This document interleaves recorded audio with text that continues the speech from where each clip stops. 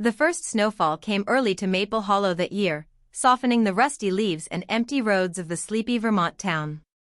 The town, with its red barns, winding trails, and pine-scented air, hadn't changed much in 2 decades. But Emily Hart had. She stood at the porch of the old lakeside cabin she had inherited from her grandmother, the same place where she had spent summers chasing fireflies and whispering secrets to the stars with her childhood best friend, Leo Bennett. Emily hadn't set foot in Maple Hollow since she left for college in California. Life swept her up like a strong tide, first a marketing career, then an engagement that fizzled out after 4 years.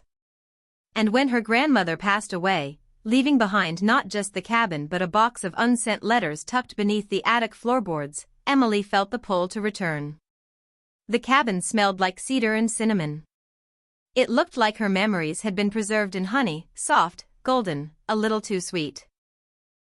She spent her first few days cleaning, sorting through drawers filled with dusty keepsakes, and rereading every unsent letter. All addressed to her. All from Leo.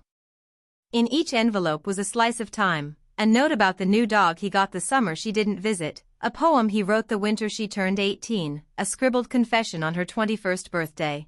I think I've always loved you, Em. Even when I didn't know what love was.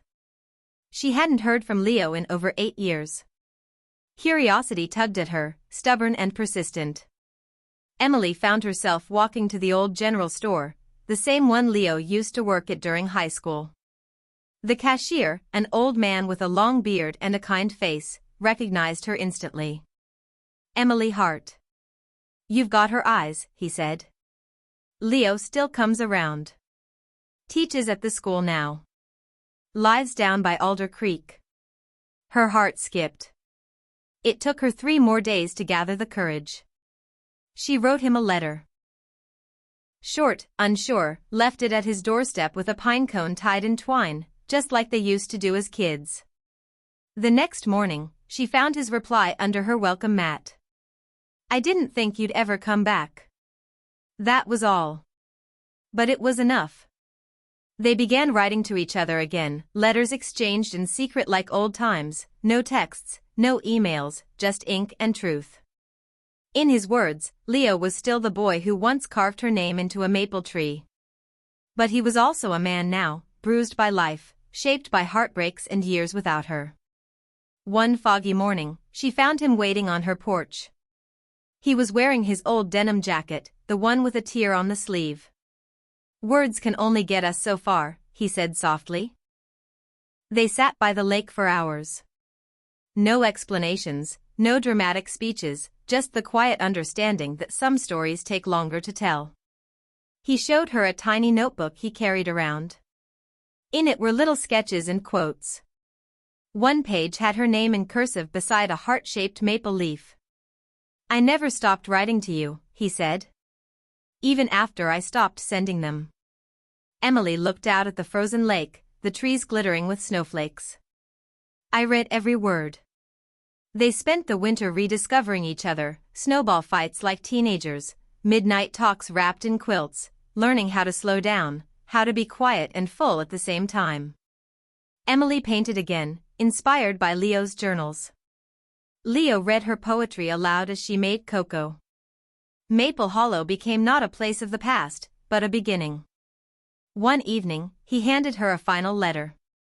She opened it by the fire. Inside was a ring nestled in cotton and a note. Let's stop writing about the life we could have had. And start living the one we can still build.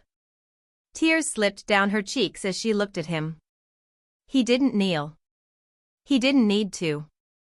Some promises are made without ceremony. She stayed. They rebuilt the cabin together, added a sunroom, strung fairy lights, hosted poetry nights for the neighborhood kids. The town that once felt like a closed chapter was now a living story.